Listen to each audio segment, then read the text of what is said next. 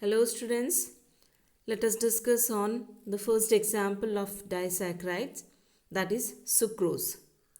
Sucrose is quite familiar one for us because it is a part of our day-to-day life. Do you like chocolates, candies? Yes, many of us like it because of its sweet taste. You know it, why it is sweet in taste? Because of the presence of sugar in it, which is called as sucrose. So let us discuss more about sucrose. Its structure, as we have learned that on hydrolysis sucrose gives alpha D glucose and beta D fructose. That means a sucrose is formed due to a linkage between alpha D glucose and beta D fructose, and the linkage takes place between the first carbon of alpha D glucose and the second carbon of beta D glucose. Now let us discuss how the structure is formed of sucrose from these two. Here this is alpha D glucose and beta D fructose. The first carbon, there is a linkage here between the first carbon and the second carbon. One OH and one H from here it is removed. So the water get removed here. Now what is remaining here? One oxygen is remaining. So that it forms a linkage between the first and second carbon of fructose. Here we have already discussed the structure of these two in the previous video. So you need to make the structure of these two. And you need to make a linkage between the first carbon of glucose, that is alpha D glucose, and the second carbon of beta D fructose. So here there is a removal of water and a linkage is formed between the first and second carbon. We can check here. So here a linkage is formed between the first and second carbon, and therefore one O is left between them.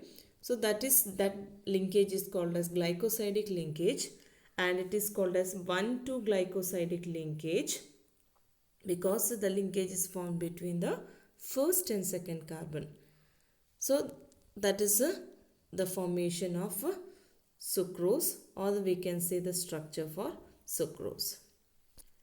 Now let us take a sucrose sample before hydrolysis. The first one, before the hydrolysis, we can take a sample of sucrose, and we will pass the planar polarized line through it and we'll observe it what happens here.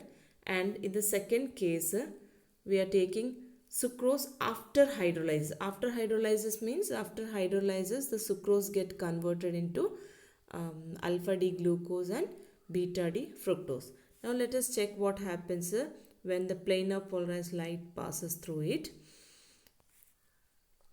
When the planar polarized light passed through it, what happens when it is passed through sucrose before hydrolysis, it rotates the planar polarized light in a clockwise direction, and when it after hydrolysis, when it is passed, it is rotating the planar polarized light in a anti-clockwise direction. That means one is dextrorotatory. The sucrose before hydrolysis it is dextrorotatory, and after hydrolysis it is levorotatory. Now what it shows that sucrose is dextrorotatory in nature. That means rotate the plane of polarized light in a clockwise. But after the hydrolysis, two products are formed. So this is dextrorotatory, we can say positive, and after hydrolysis it forms the glucose, alpha D glucose, which is dextrorotatory, that means positive sign, and fructose, which is levorotatory, that is negative, which is represented by negative sign. So what happens here after hydrolysis, it converted into two products, and these product, one is rotating the plane of polarized light in clockwise, and the other one is rotating the plane of polarized light in anti-clockwise direction. So what will be the result of both one is rotating in clockwise, the other one is rotating anti-clockwise. That means opposite.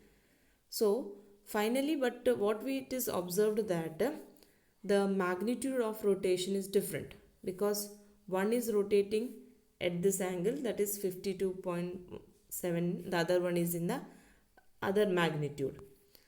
And we can see that the magnitude of levo rotation is greater than the magnitude of dextra rotation. Therefore, we can say that the combination of these, that means the mixture of alpha D glucose and beta D fructose, overall it rotates the plane of polarized light in anti-clockwise direction. And that means it is levo-rotating.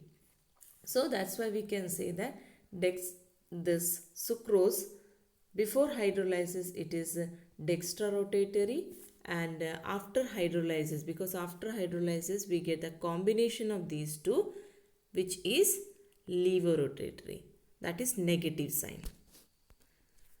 So this mixture of alpha D glucose and beta D fructose is called as invert sugar.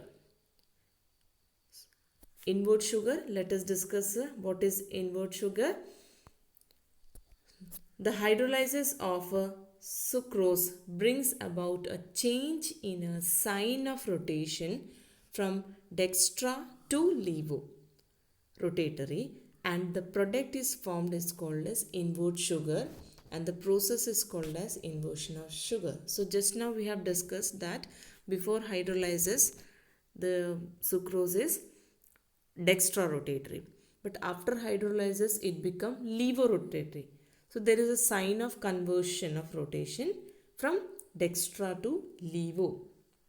Therefore, this product, this conversion is due to the formation of the product, that is alpha D glucose and beta D fructose. Therefore, it is called as, that mixture is called as invert sugar, and the process is called as inversion of sugar.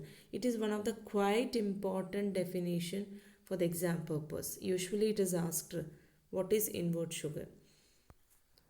So, and sucrose is a non-reducing sugar that we have already discussed, because it gives a negative, they are giving negative test for Tollens reagent and Fellings reagent.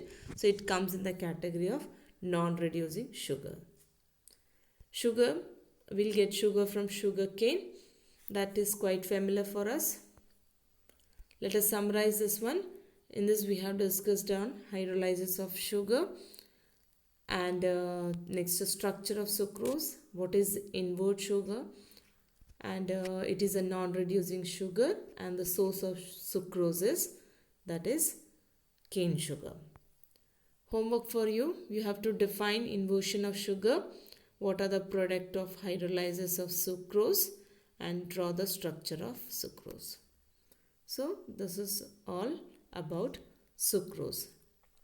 The next example of disaccharide will be explained in the next video.